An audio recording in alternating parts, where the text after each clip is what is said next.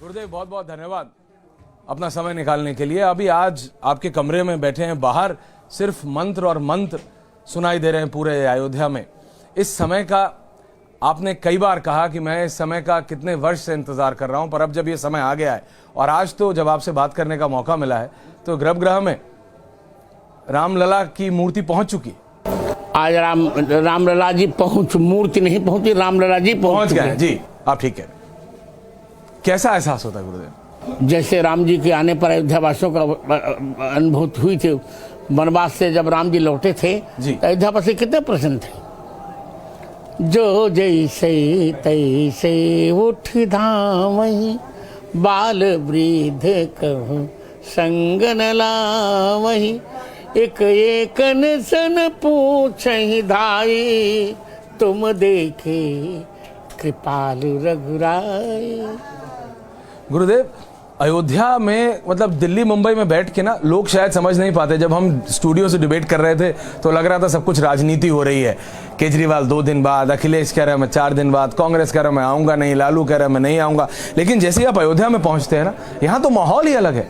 यहाँ तो मैं क्या बताऊं कि एक मतलब जैसे मतलब हर घर से व्यक्ति खुश है। जी राम जन्म में सभी आए थे जी अयोध्या जी, केवल रावण का वंश नहीं आया था।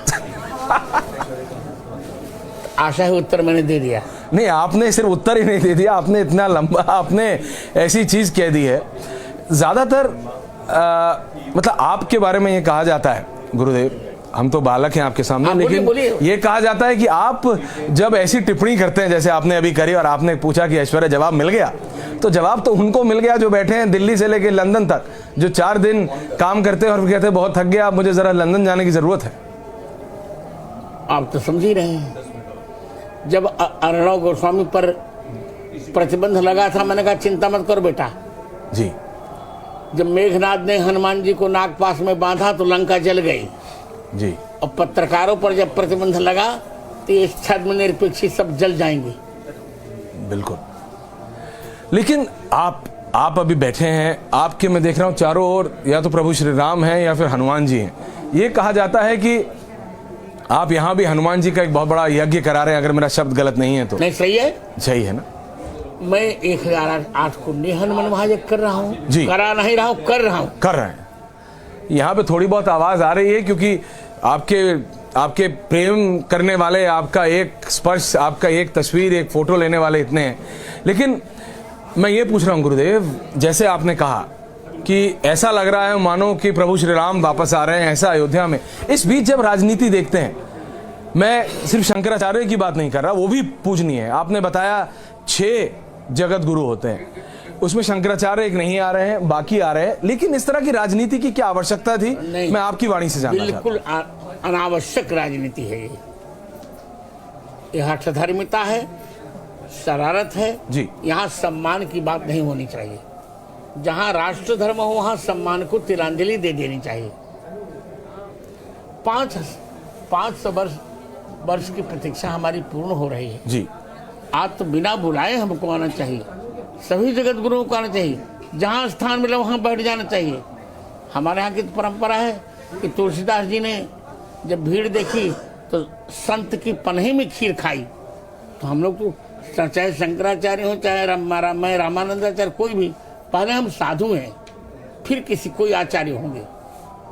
नहीं, आपने बिल्कुल आपने साधुओं के बारे में बात की, लेकिन इन राजनेताओं के बारे में क्या क्या कहा जाए? क्योंकि जब आप जनता से मिलिए ना, अयोध्या की हो, लखनऊ, दिल्ली से प्लेन उड़ता है जगत गुरु जी तो जय श्री राम के नारे से उड़ता है, अयोध्या में लैंड करता है तो जय जय श्री राम के। ये राजनेता समझ नहीं रहे। विनाश काले विपरीत बुद्धि। आपके पास तो सब आते हैं लेकिन कोई नहीं आता। ऐसा मत बोलिए, प्रधानमंत्री तो खुद आपके पास आते हैं। आपकी कितनी किताबों का विमोचन किया उन्होंने। प्रधानमंत्री तो मेरे मित्र हैं जी।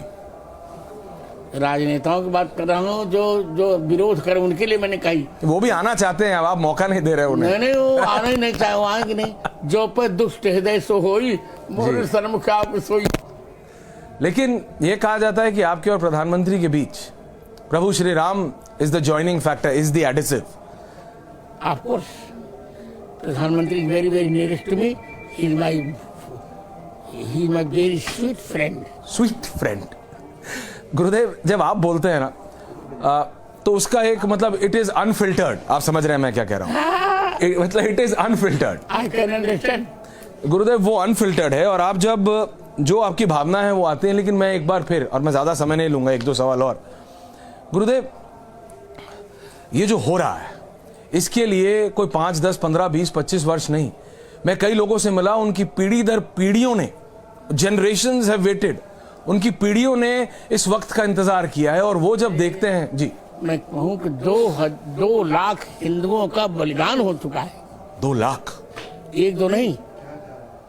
जब बाबर के सेनापति ने ये मंदिर तोड़ा था, कुश जी का बनाया हुआ मंदिर, उसमें 1,75,000 हिंदुओं की हत्या की थी।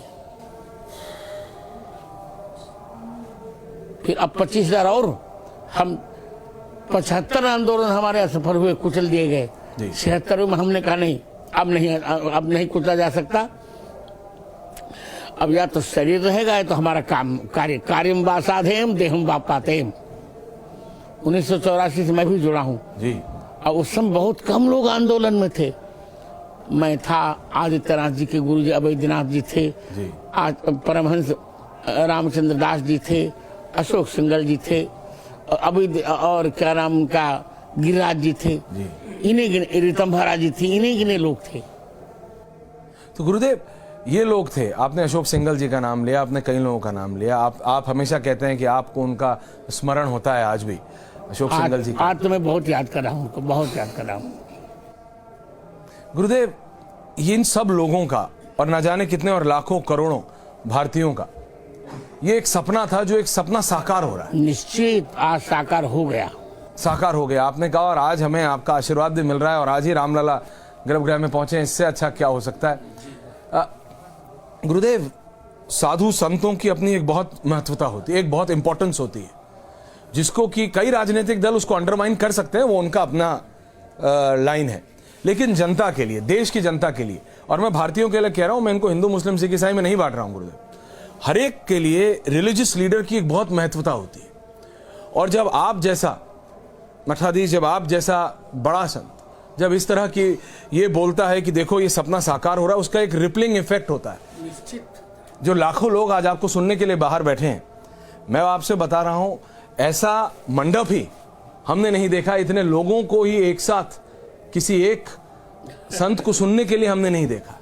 और ये सब प्रभु श्री राम की माया।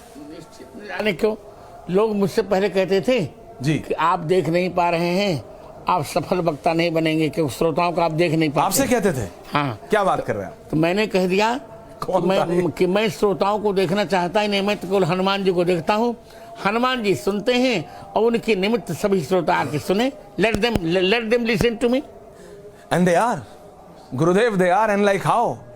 आप अपनी दिव्य शक्ति से जो देख पाते हैं वो आम आदमी अपने नेत्रों से नहीं देख पाता। They love me too. They love you too much. Yes. But गुरुदेव, जो आपने कहा ना कि किसी व्यक्ति ने इतनी मूर्खपूर्ण बात की कि आप देख नहीं पाते, लेकिन जो आप अपनी दिव्य शक्ति से देख पा रहे हैं, मैं उससे पूछ रहा हूं आपसे, अगर आप बताना चाहें तो। बहुत अच्छा लग रहा है, सब कुछ अच्छा है। और आपको एक बात बताऊं जो बहुत गोपनीय है जी। इस शंकराचार्य आदि समझ नहीं पा रहे हैं जी। 22 तारीख को 12:29 पर दिन में जी कलियुग पर त्रेता की प्रतिछाया पड़ेगी। अरे they don't try to understand this situation. आपको लगता है कि राजनीति तो घुस गई है इसमें? अरे कुछ नहीं नीति घुसी है यार, दिस इज नॉट राजनीति। मैं तो ये चाहता हूं कि प्रभु श्री राम का राजनीति से क्या मतलब, लेकिन फिर एक संत मेरे को अयोध्या में ही मिले, राम की पैड़ी पे, उन्होंने कहा प्रभु श्री राम का राजनीति से नहीं, लेकिन प्रभु श्री राम के साथ हमेशा से ही राजनीति होती रही। तो आज भी ये लोग कर रहे हैं तो करने दो। बिल्कुल। I am very shocked today and satisfied also. Shocked क्यों गुरुदेव? इसी के लोग राजनीति कर रहे हैं, व्यर्थ की राजनीति। और सेटिस्फाइड से कि आज रामलला गर्भगृह में चले गए। मैं रामलला है entered his गर्भगृह. Today I am very satisfied. आपकी खुशी देख के मैं बता रहा हूँ, जो लाखों लोग अभी देख रहे हो, अपने आप करोड़ों लोग आपकी खुशी देख रहे हैं. आपने सिर्फ एक आखिरी सवाल गुरुदेव, रामलला की मूर्ति आपने जैसी अपनी दिव्य शक्ति से देखी और जो एक्सप्लेन किया, कहा जाता है वही शिल्पकार ने उतार दिया. हाँ, वही उतार दिया, वही उतार दिया. तो अगर आप जरा अगर वर्णन अपने शब्दों में कर देंगे. भाई क्या वर्णन करूं. वो मेघवर्णी 5 वर्ष के बाद पंचवर्षीय बालक, उस सुंदर लटें, उखड़े हुए दोनों कपोल और सुंदर नासिका, सारे अंग सुडौल, भोली भाली चितवन, मधुर मधुर मुस्कान, दो दतलियों की चमक, और हाथ में धनुष और बाण, कंठ में आभूषण, पीला पीतांबर नूपुर, इतना सुंदर मानो आनंद ही शरीर धारण करके हमारे पास आ गया हो. गुरुदेव, सिर्फ इतना आखिरी में कह रहा हूं कि जिस व्यक्ति ने आपसे ये कहा था ना कि आप एक अच्छा वक्ता नहीं हो सकते क्योंकि आप हम देख नहीं सकते, उसको बोलिएगा. उसको क्या बोलिएगा, उसको तो जनता जवाब दे रही है. जनता ने उत्तर दे दिया.